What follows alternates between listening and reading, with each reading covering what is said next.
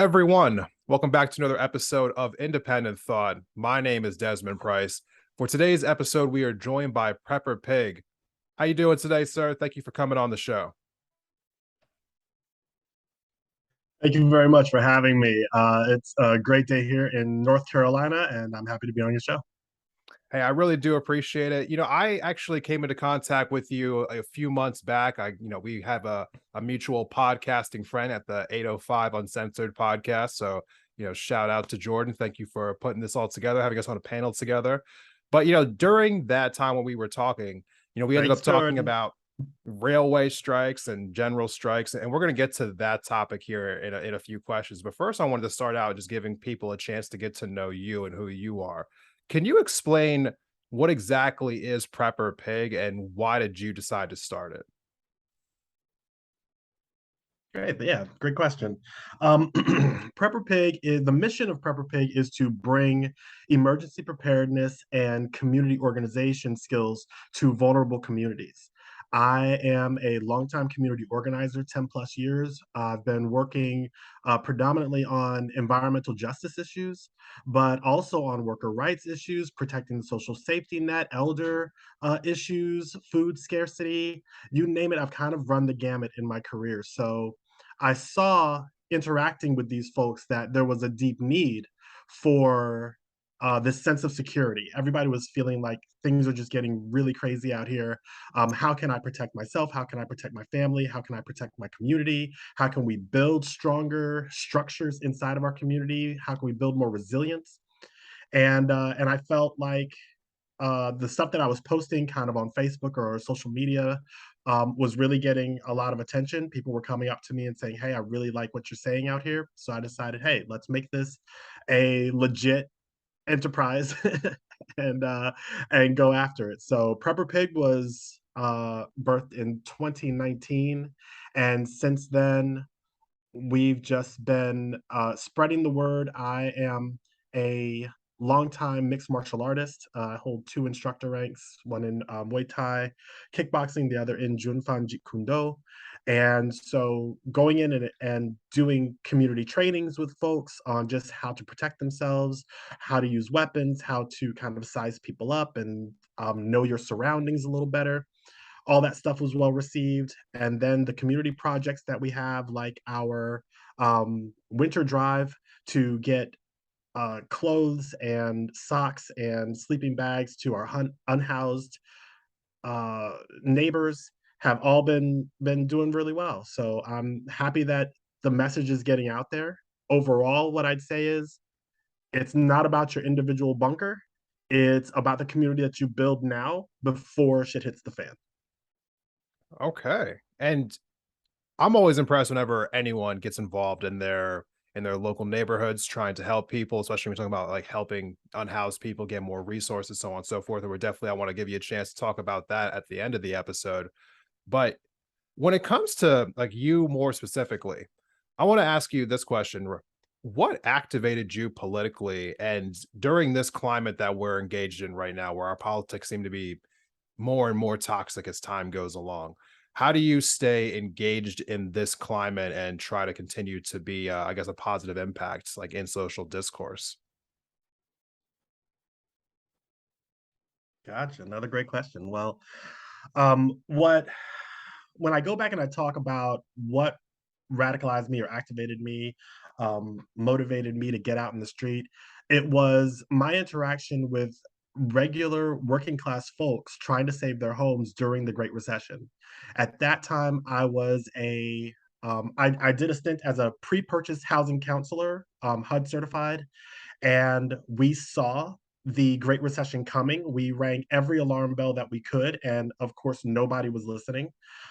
We saw the market collapsing back in 2006, almost 2 years before it hit a lot of people. It got a lot of people's attention.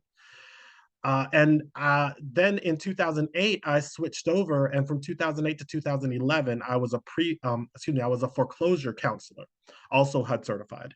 And doing that work, I saw the way regular people were just caught in the mix. At first it was oh, I have some exotic loan, I have this thing that has an arm, or adjustable rate mortgage or something, and it's taken me by surprise. But after about late 2009, it wasn't anything crazy. It was people with 30-year fixed loans, the bread and butter of the lending industry. It was people with regular jobs who had just had one too many calamities hit them in a row. It was always, my child got sick and my car broke down. I wasn't able to get to work, or I had damage to my roof and a major appliance went down, like my refrigerator.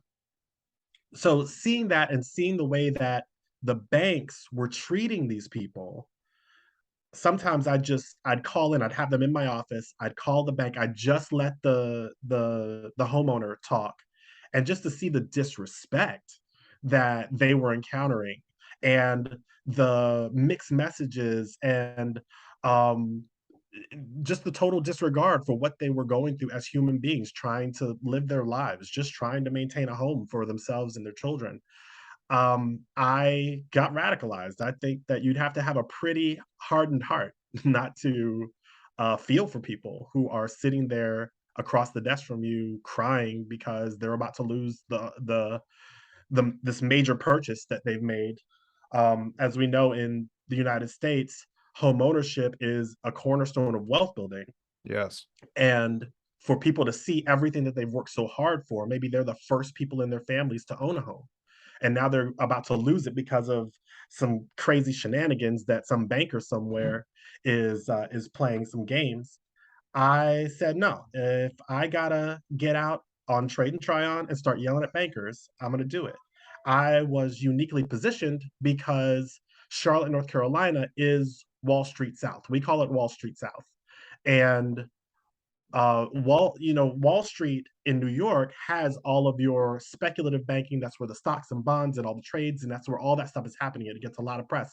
But more likely than not, your bank account, your savings account, your retirement is here in Charlotte. The Hmm. people who control that are all here in Charlotte. So I said, if I got to get out on a soapbox with a bullhorn and start yelling at these people and getting up in their faces, I'm going to do it. And it just happened that that was the same time that Occupy was beginning to kick off. That was late 2011. Right. And I got involved, and the rest, as they say, is history. I can go into it, but that was how I got activated. Was really stepping into people's lives in that way and seeing firsthand that there was nothing. They didn't speak this language. They didn't have these tools. A regular person going up against the bank has next to no chance of getting anything the bank doesn't want to give them.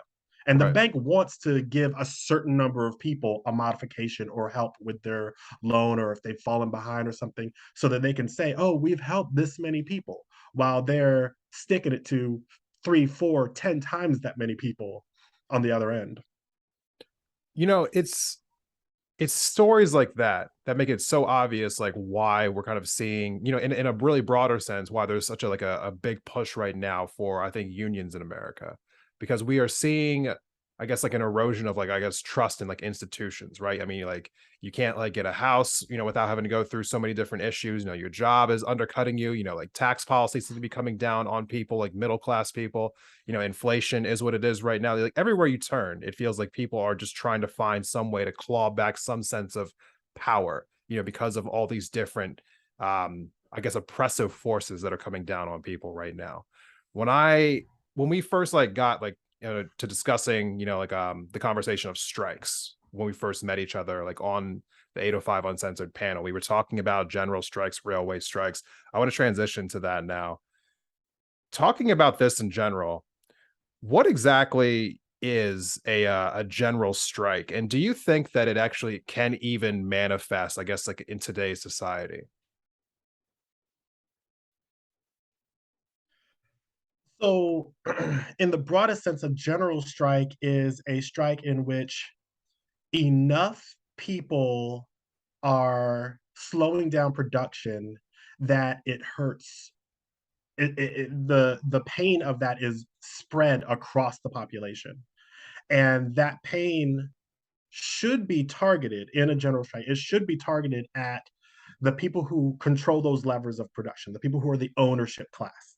It should be targeted to hurt their bottom lines, to make their profits drop, to make their stakeholders and their stockholders kind of start to question their actions and pull back from some of the damaging tactics that they're using against workers.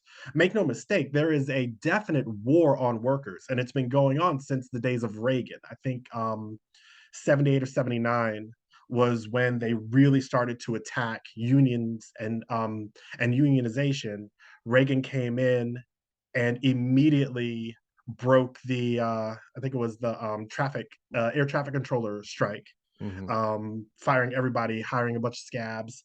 And we've seen that throughout history, that the major players will come in, break strikes using force if necessary. Some of the worst violence in America has happened on union lines and against unionization.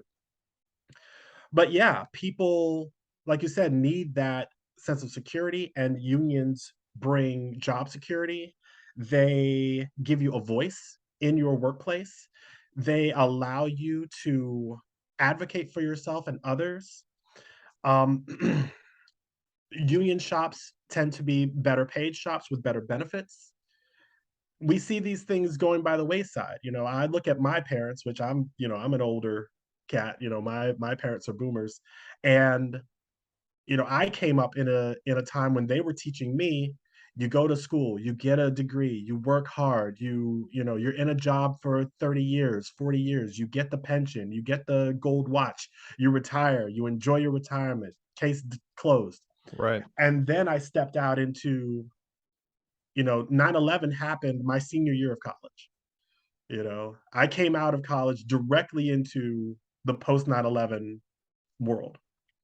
And then you had the dot-com bust, you had the first housing crisis, you had rolling back Glass-Steagall, and that separation in banking. Glass-Steagall, for those who don't know, is the law from, I think it was from either the 50s or from the 30s. I'm not sure, but it separated banks so that um, your savings and your mortgage and your retirement weren't also tied up in speculation. They weren't tied up in stocks and bonds and stuff that could lose its value. Right. Somebody, Elon Musk, goes out and does something crazy with Twitter. Twitter tanks. Well, if that's where your retirement money is, you're screwed.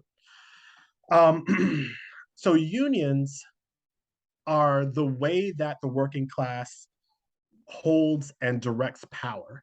And general strikes are the ultimate tool of unions to say, we can affect your bottom lines, we can affect um, production, we can affect distribution. Now, is a general strike likely? In this climate, no. Before a general strike can happen, we're going to need a lot more unionization. We're going to need a lot more people under the protection of unions. Right now, if I say, hey, we're going on a general strike, well, 85% of the people that I'm talking to, they can't get off work, and they can't stay off work, definitely, and they don't have any protections, and their boss can fire them at a whim. I live in North Carolina, a right to work for less state. So when you so they have made it quite clear that uh, if you leave your job and participate in the strike, you will be fired and you will be replaced. If you are under a legit union, they will have money, they will have stewards, they will have organizers, they will have educators, they will have all these people in place to help you know your rights, to help you know the laws, to help you coordinate with other people. What we found with the railway strike, which was very interesting, was that the railway and rail distribution, those rail hubs that move almost all the goods that we get in this country. If people don't know, almost anything you order that isn't built right here, and a lot of it that is built right here, but a lot of it that's imported, comes to ports on these big in these big container ships. Those containers are offloaded to trucks or to trains, and then that stuff is shipped all over the country. Most of that goes by train until it gets to a smaller distribution hub where it can then be loaded onto trucks and taken to a distribution. factory like your Amazon warehouse, where it's then put in a van, somebody takes it to your door. So cutting out that piece is, in effect, a general strike because, yeah, everybody can go to work, but if there's nothing on the shelves to sell in your store or what have you, in your car dealership or whatever, then what are you going to do? You know, what's your boss going to do? What's the management going to do? What's the owner going to do? So we were very interested, and we were very interested in watching the rail strike, which is not over by any means. They had a tentative agreement, which has not been ratified, as far as I know, by all of the unions involved. A strike could still happen. I think that people don't really understand how big a deal that was. Like, you shut down rails, that is, I was telling people, hey, on this date, the rails could be shut down. You need to have 3 weeks of food and water, in your house because it's about to get bonkers if that happens. I don't think people really understood. Yeah, and honestly, that's something that I definitely want to go into a little bit more about just the effects that a strike like that could have on, I guess, on all of us, not just on the economy. But before we do all of that, we're gonna take a quick break, and when we come back, we're gonna have more with our guest, Proper Big. Please stay tuned.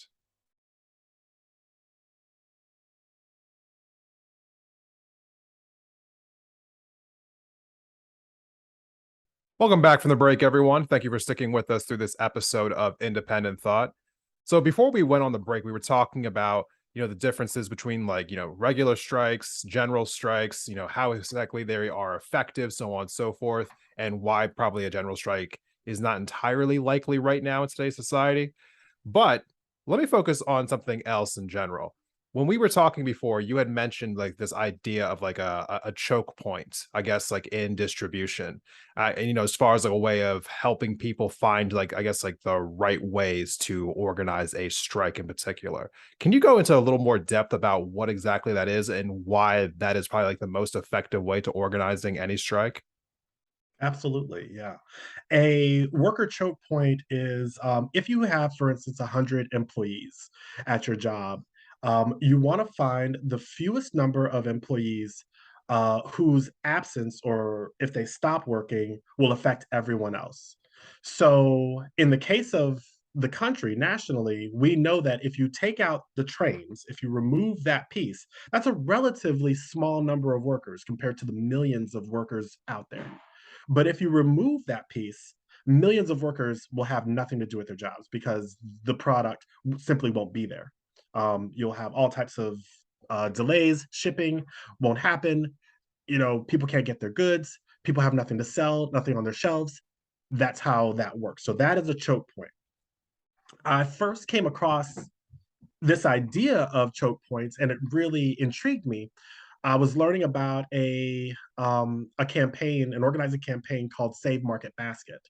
And I have referenced this a number of times, but if you're unfamiliar with Save Market Basket, it was a grocery chain in the Northeast, and it was owned by this really nice guy. This was one of the few places where you could still, and this was in the mid teens, um, maybe late aughts to mid teens. You could still work there 30 years, get a pension, get a livable wage, all that good stuff. Well, his cousin actually came in, the owner's cousin came in, did this brutal takeover of the company, and started chopping it up. He started cutting hours, started cutting benefits, started removing all those perks. They wanted to suck all of the profit that they could out of this thing before they basically, put it to rest. The customers revolted. They were definitely on the side of the workers. The workers were struggling. They wanted to figure out how they could strike in such a way that that would be effective, but they knew that their union did not have the money to pay for all of their workers, for all the cashiers and the butchers and the bag boys, and to pay for all of them to be out of work. Right. What they found though was that relatively few truck drivers were paid by the company. If you took those people out of the mix and stopped the trucks, from delivering the goods to the stores, then everybody could still show up to work. The butchers show up, the bag boys show up, the cashiers show up. There's just nothing on the shelves. So they had enough money to pay for those people while they were out, while they were on strike, to keep their bills paid, to keep food on the table while they were doing that. That's the purpose of the union. Is during a strike, the purpose of the union is to pay the workers, or to make it where the workers can at least survive while the strike is going on. And they eventually were able to win. Now they did a whole bunch of it's a fantastic look at all sides of the equation, because you get to see how the owners reacted. They called in these consultants who ran these ads and created this marketing campaign against the workers in their own stores. Meanwhile, the workers are out on strike. They were hosting these rallies in the parking lots of these stores. Customers were coming and taking their receipts from other stores for the goods they would have bought at Market Basket and taping them to the windows of the Wow. stores, so that inside management or whoever could see, this is how much money you have lost from me personally. It was bonkers. It was bonkers. But eventually they did win. I do believe that I heard that there was a movie in the works about that whole campaign. I first heard about it on public radio. But that's what I mean, the power of that choke point, the power of finding those few people without whom that business cannot survive, getting to them, organizing them, unionizing them, making sure they understand what's at stake if they don't participate, painting that future of what can happen if they do participate, and then lining up all the financial resources and everything for them to sit out and hold the line. You know, other people also have to make sure that scabs don't come in, um, that the company isn't able to skirt around these striking workers, uh, or force people back to work.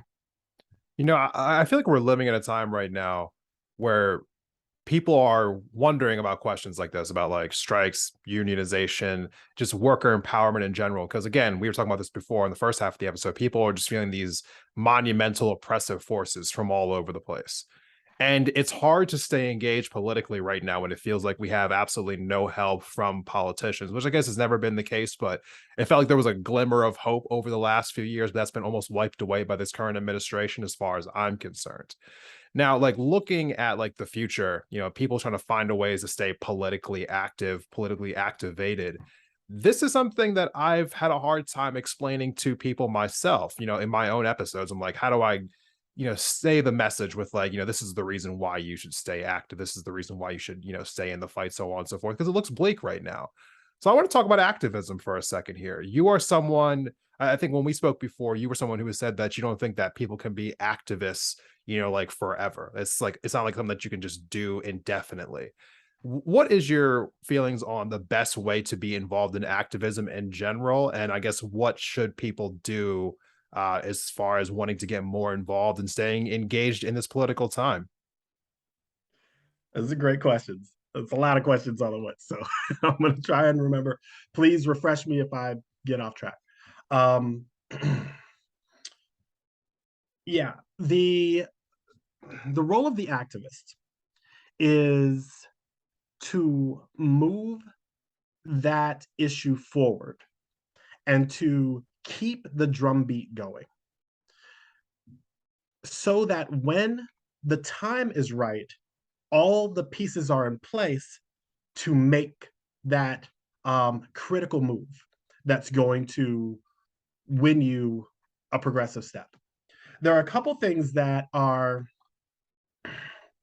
I think, misunderstood about the nature of activism at its core. One, I'd speak to a lot of elders. I have had the great honor and privilege to have always been around a lot of elders and a lot of people who have been active. My own abuela, my grandmother, was a community organizer for the new Puerto Rican community just starting in New York City back in the 50s. Mm. You know, she attended March on Washington with my father. And I got to go back 50 years later and be there for the 50-year anniversary of the March on Washington. So there's this long line of listening to elders. And what I hear from elders is, I can't believe we have to fight about these same things. I can't believe we're still fighting um, over Roe v. Wade. I can't believe we're still fighting over basic civil rights. I can't believe the Voting Rights Act has been um, hamstrung the way that it has, and we still have to fight so hard for voting rights. I think a lot of people believed that if they won these advances, that was it. You're done. You won. Go home. Have fun. Chill, relax. That's not the way it works.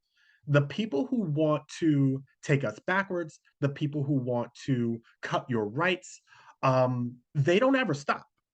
So you can't ever stop. All right. You, as I mean, the progressive movement can't ever stop. And I think too many people get into it thinking, now that I'm here, now we're going to win. I have literally heard new activists say, you know, um, bump everything y'all did before. I don't care about the history.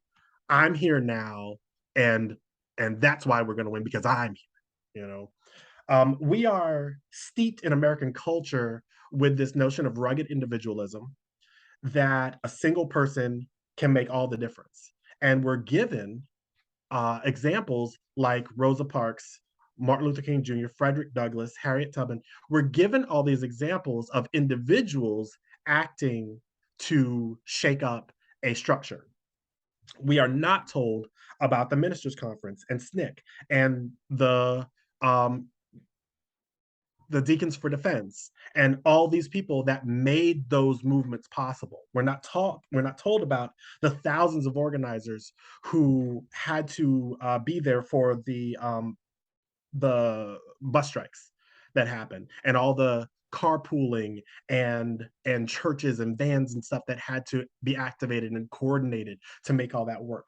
We're just told, hey, this one guy, he didn't like it, and he stood up, and they had to listen, and now it's better, and that's what we're given. So people come in thinking I can do it all, and they get burned out. Activism is something that is by definition traumatizing. you Yeah. know don't let anybody fool you. A lot of times organizers, and this is a problem that I also talk about with organizers, is we have to be truthful. What they call it in union organizing is inoculation. We have to inoculate our members against what is actually going to come at them. I had a woman who was a very outspoken critic of Duke Energy, the local energy provider here. They are a monopoly. They have contaminated 16. We have 16 cancer clusters in North Carolina, around all of them around these Duke Energy waste sites where they've buried toxic waste. Some of it, all of it carcinogenic, some of it radioactive, all in unlined pits on waterways next to people's houses. Literally, I've been to this woman's house. The lot next to hers is a toxic waste dump, you know? And this woman came to me, very upset because a man had approached her in the grocery store with her child. A man had approached her angrily, calling her out about what she was doing. And she thought maybe he was going to get violent. She didn't know. And I was like, man, I feel terrible, because I should have told you. That's if you stand up, you're going to get the attention. The spotlight is on you. And the people who don't like you, they don't feel any type of way about approaching you in a grocery store, and calling you by name. And that can be off-putting. That can be unsettling. So activism, I tell people, when you want to be an activist, there are, you pick your issue, you find out what you are passionate about changing, and then find out who is already working on that. I know a lot of people come into it and they say, I'm passionate about XYZ, and they want to start an organization. They want to build something from scratch. They want to, create the wheel. And I'm like, the wheel's likely already there. There's already people working on it. Yeah. When I first started in activism with Occupy, I was really going after the bankers. as a former foreclosure counselor. Then I found the universe of activism, which is, yes, there were people in my circle who were there about the banks. There were also people who were there about the military industrial complex. There were people there who were concerned about education. There were people there who were concerned about food insecurity and food scarcity. So then I started to learn about all these things and how they interconnect. And that's where it can get difficult because you want to fight, you want to be out there continually. But even the super producers, even the superstar activists that I know probably have a tenure of about 2 years, Hmm. and people, they might think that's pretty short, but in the world of activism, that is a long time. That is a long time to be on the front line of some of these, forgive my using military lingo, but that is a long time to be standing there, seeing the worst of your city council, seeing the worst of these organizations and these corporations, seeing the worst of the banks. Um, you'd have to be, um, if you have a heart that isn't affected by that, you probably wouldn't be in that position in the first place. You probably wouldn't be an activist in the first place. So to safeguard against burnout, there are a couple things that people can do. Number one is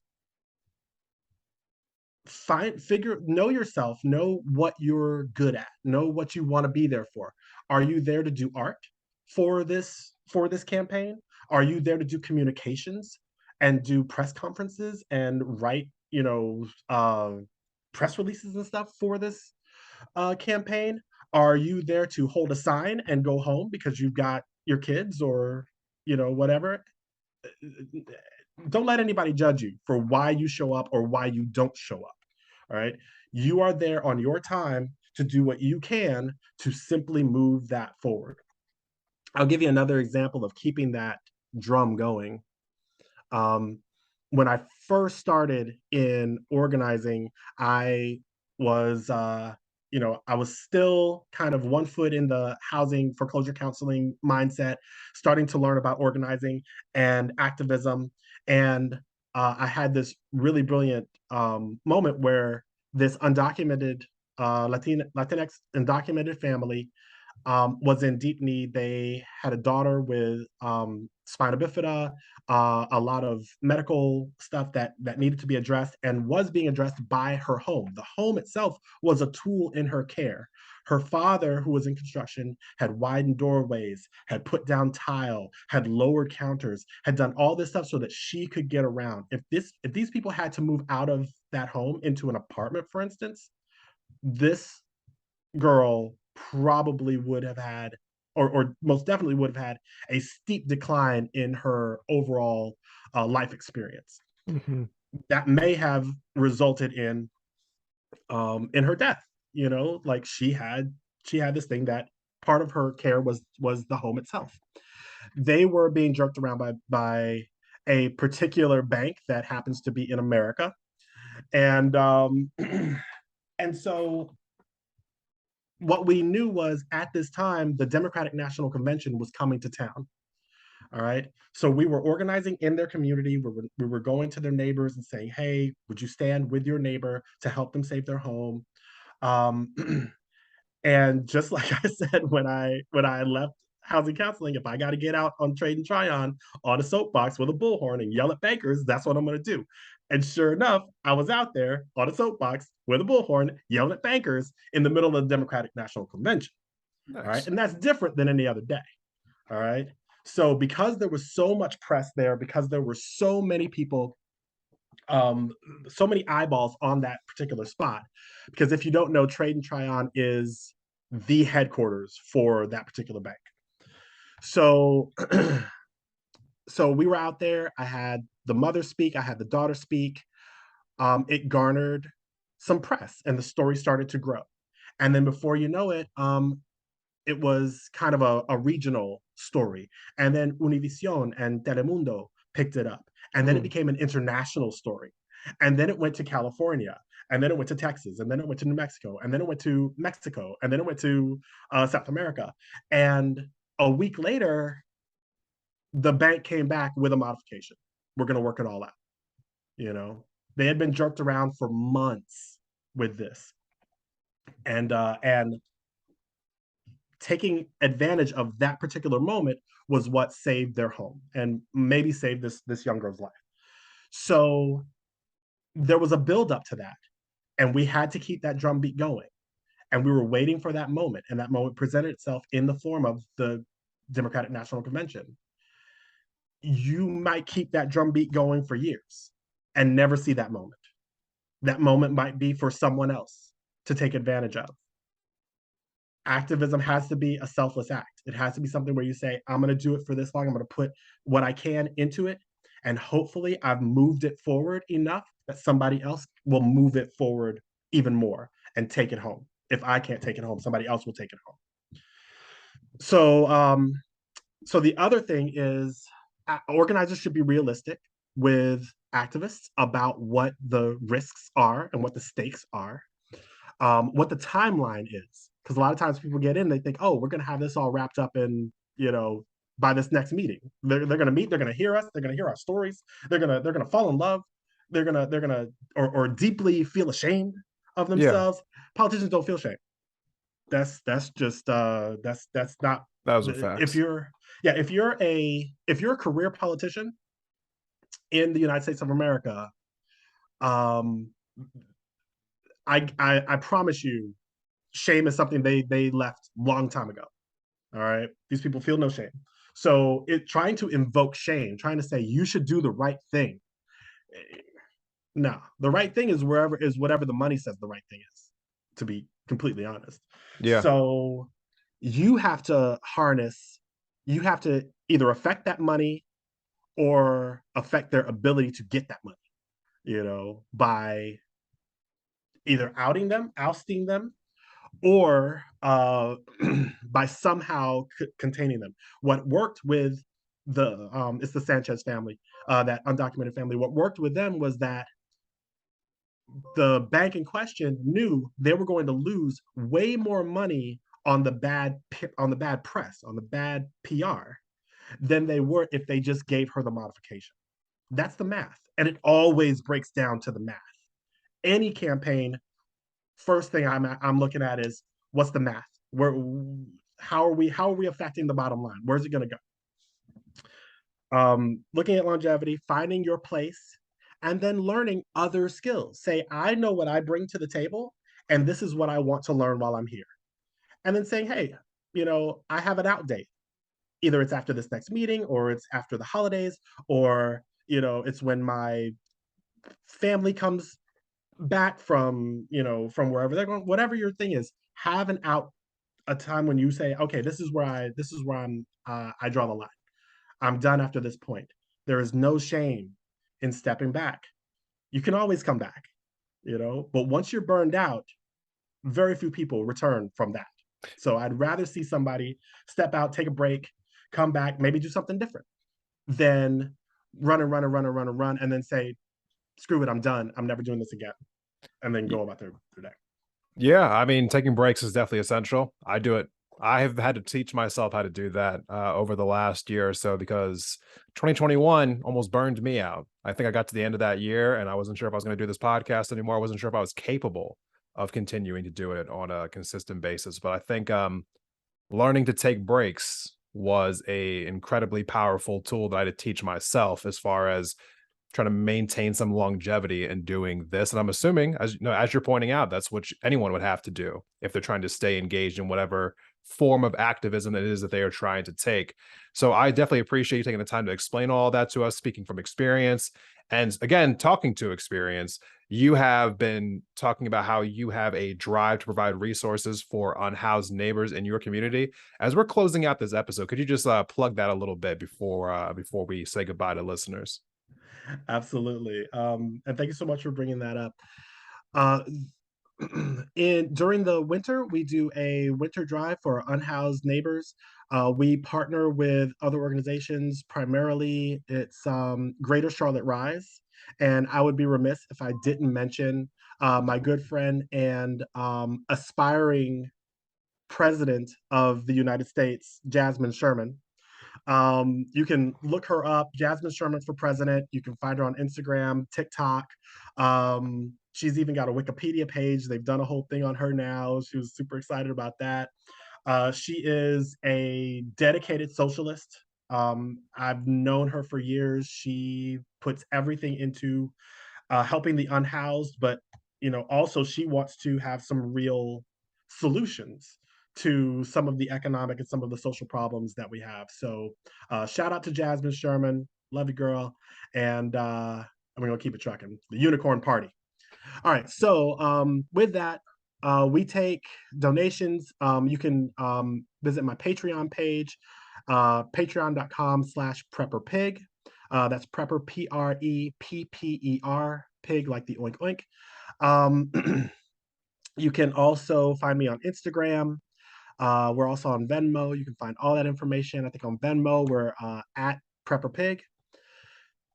What we do is we buy as much, whatever donations we get for the months of, I think it's usually November, December, and then in January, during the coldest months here, we have done in the past, we have gone out and gotten firewood for some of the camps and delivered firewood ready to go for folks, free of charge. We have shown up with sleeping bags and emergency packs just that have your basic medical kind of stuff to handle scrapes and small cuts, hand warmers.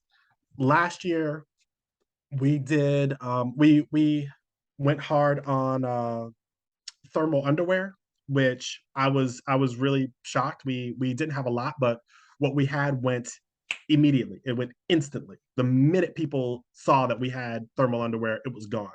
So this year we're definitely going hard on thermal underwear again. Really want to be able to provide a lot of sets so that people can stay warm out there. So that's the winter program. But by all means, please come and check me out on Instagram. That's most people's entry point. You can also find me on Patreon.